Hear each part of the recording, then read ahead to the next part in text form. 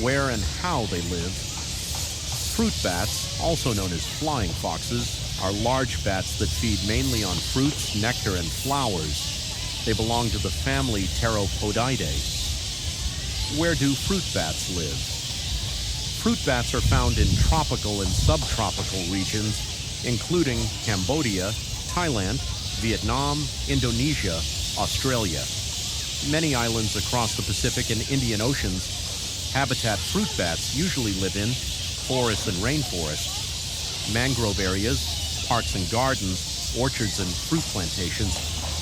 During the day, they rest upside down in large groups called colonies or camps, often in tall trees. What do they eat? Fruit bats feed on mangoes, bananas, figs, guavas, nectar from flowers, pollen. As they travel between trees, they help pollinate plants and spread seeds, making them important for healthy forests. Behavior, mostly active at night, nocturnal. Can fly long distances, sometimes over 50 kilometers in one night searching for food.